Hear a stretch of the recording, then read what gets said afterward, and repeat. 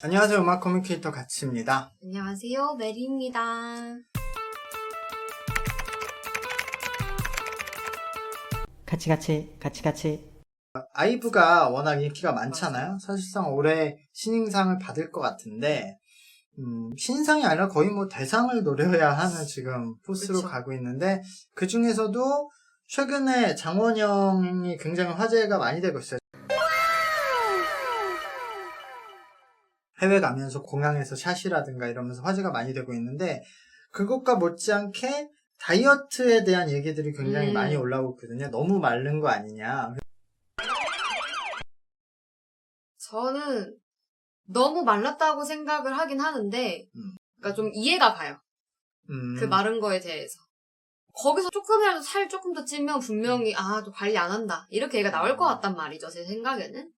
그리고 본인이 느끼기에도 화면에서 내가 여기만 빼면 좀 더 이쁘게 나오지 않을까? 이건 본인의 몫이기 때문에.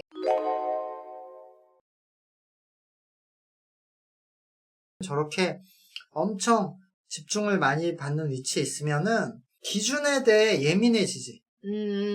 본인이 어쨌든 제일 이쁘고 멋있게 나오고 싶은데 그게 조금이라도 이상하게 나오면은 본인이 거기서 스트레스를 받는 그치. 거죠. 어느 사진 찍었을 때, 어느 영상 찍었을 때, 이거 내가 왜 이렇게 나왔지? 그럼 더 괜찮고 더 이렇게 가다 보면 계속 다이어트로 가는 것 같아요. 왜냐면은 그게 촬영 기기나 각도나 샷에 따라서 다 다른데 맞아. 그래도 일단 마르고 보는 게 가장 평균적으로 괜찮게 나오니까 아직도 영상 카메라 중에서 대부분은 꽤 많이 늘어나서 찍히는 샷이 많기 때문에 가다 보니까 저렇게 된 것 같아요. 개인적으로도 아이즈원 때부터 지금 훨씬 이쁘게 보이거든?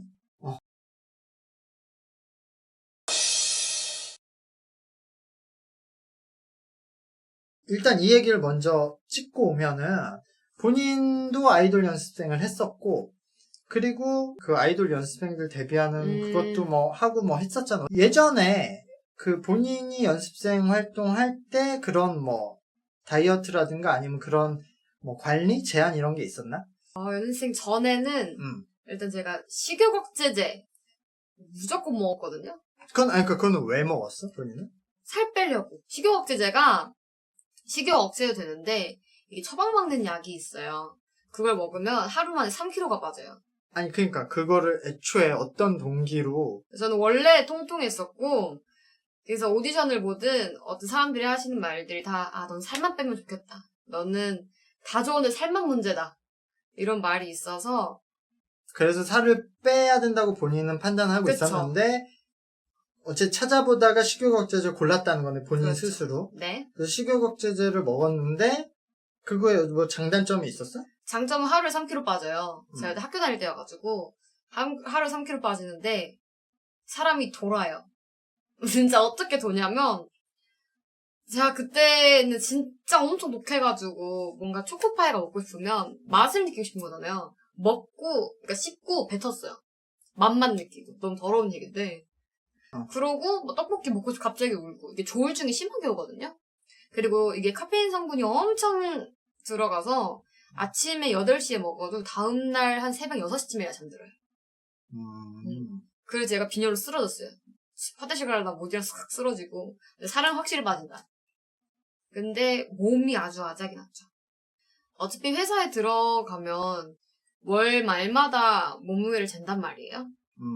얼마 평가로 몸무게를 같이 재는데 유지하는 것도 그렇고 이게 적정 몸무게가 있잖아요. 아이돌 할 수 있는 적정 몸무게. 물론 일반인들한테는 보통이면 안 되는 거고 다 엄청 말랐다가 적정 몸무게이기 때문에 그렇게 하기 위해서 일단 한 일주일 전부터 저는 설사약을 먹었죠. 있는 거 다 빼내야 되니까. 다 빼내고 그 몸무게를 재는 당일이면 물을 아예 안 마셨어요. 최소한 내가 아무것도 안 먹고 물도 그냥 안 마시고 최소한 그냥 지금의 내 온전의 몸무게를 맡기리 그냥 간단한 것만 입고 그렇게 했었죠. 커트라인이 사람마다 달랐어요. 정해놨었어? 2kg 선 넘으면 안 된다? 네, 이 키에는 2kg 수가 있어야 된다. 이 여기를 넘으면 안 된다. 맥시멈 여기다. 그러면 어쨌든 그래서 그 당시에는 살이 많이 빠졌어?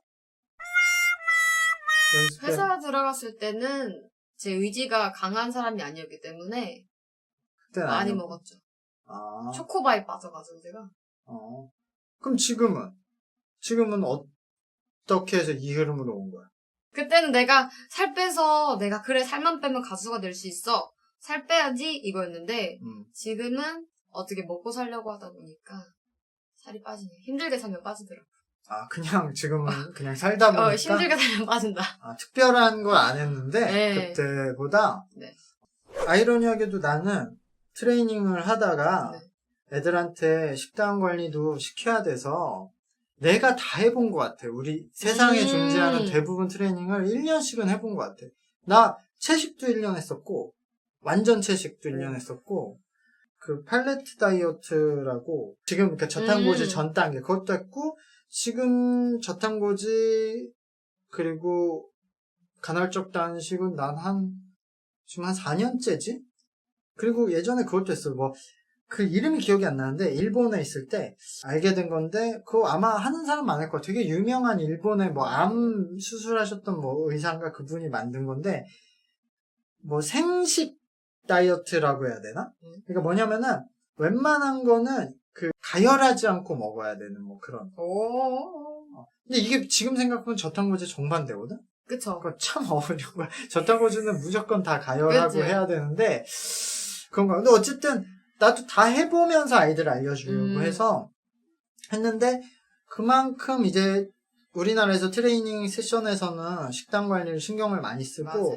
특히 지금은 그런 것들이 많이 좀 보편화도 돼 있어. 식단이나 방법이 예전처럼 무식하게보다 꽤 나름 그쵸. 좋게. 근데 그걸 못 따르지. FM 방법이 있는데 그대로 하면은 나름 건강하게 다이어트가 이제 할 수 있는 방법이 많이 있거든요. 맞아. 저탄고지랑 간헐적 단식을 FM대로 하면 근데 FM대로 못해 사람들. 활동도 있고 뭐도 있고 못 먹는 게 엄청 많으니까 그대로 하기는 힘든 것 같아요. 진짜 막 스포츠 선수 아닌 이상은. 그리고 이게 저탄고지를 그러니까 잘 이해 못 하시는 분들이 많은데 단순히 저탄고지가 탄수화물 적게 먹고 지방 많이 먹고 이거는 되게 베이직한 방식이고 원래는 이거 장 검사해서 장 한번 리셋하고 이게 장 미생물이 되게 영향을 많이 받아서 신기하다. 그거하고 지연성 알러지 검사라고 그냥 우리 알러지 검사는 피부 반응 검사인데 네. 그게 아니라 음식물 반응 검사가 있어요. 근데 이게 되게 비싸. 이게 소화되는 것까지 확인해서 근데 그것까지 다 해서 식단을 다 짜고 이게 정확한 명칭은 키토제닉 다이어트라고 하는데 이 키토제닉이 그렇게 가야 그러니까 내 몸에 내 위와 장이 좀 좋아하는 것 중에서 안전한 고품질 식품만 먹고 안 좋아하는 걸 빼자인데 그게 보통 인간들의 한 70%가 탄수화물 적게 먹고 좋은 지방을 많이 먹으면 되니까 그냥 저탄고지가 됐지 사실 이 저탄고지 하면서 부작용이 굉장히 많이 일어나는데 그게 아까 말한 이런 내 반응 검사를 안 해서 그래. 근데 이 반응 검사를 정확하게 하고 정확히 하잖아? 그러면 큰 문제는 없어. 나도 벌써 4년째 하고 되게 하는 사람들이 많은데 근데 대부분은 그런 걸 없이 아까 말한 그냥 탄수화물 줄이고 지방을 많이 먹다 보니까 오히려 내 장이나 위가 엄청 소화 못하는 것들이 있는데 그걸 모르고 그걸 더 많이 먹게 돼. 그래서 부작용 오는 사람들이 많아. 일본하고 좀 비교를 하고 싶게 일본에서는 사실 식단 얘기를 못해 트레이너들이 학생들한테 그게 문화적으로 선을 넘는 행동이야. 일본이 이 저탄고지가 우리나라보다 훨씬 먼저 들어왔어.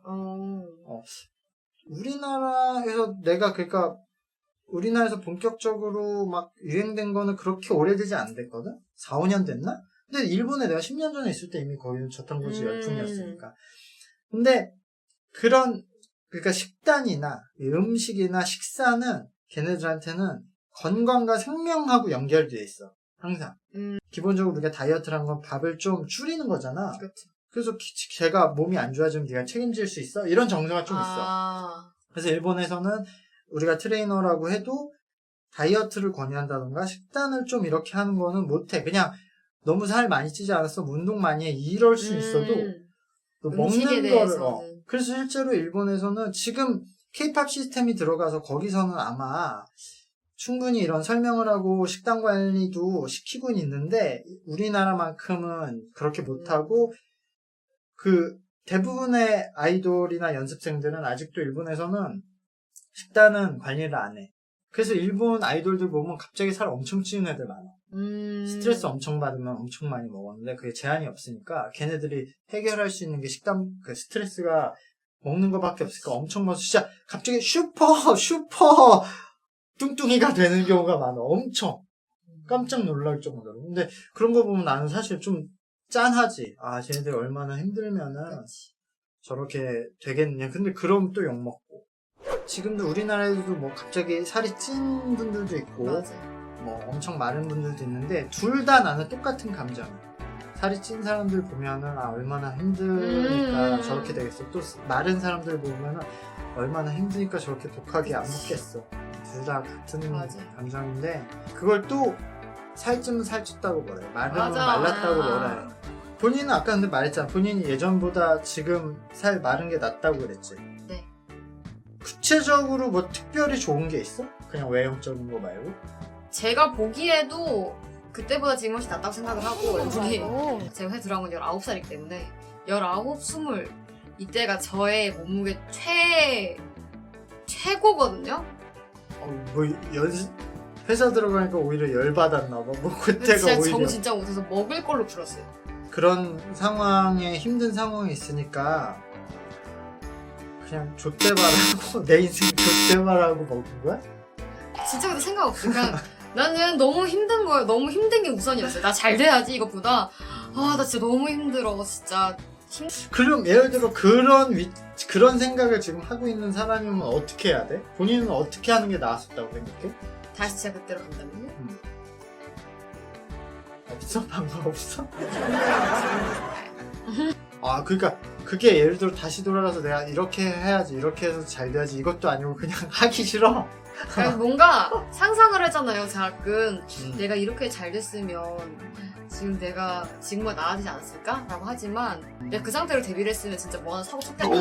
이거는 그냥 아예 나중에 내가 문제야 그냥. 아니 그러니까 그걸 떠나서 당연히 다른 사람이 문제가 아니라 본인 스스로 그쵸, 문제가 제 문제죠. 맞지. 근데 그런 사람이 막 거의 1000명이 있을걸 내 생각에 그런 위치에 있는 사람이 이건 아예 나중에 그냥 따로 얘기해야겠다 이 주제로.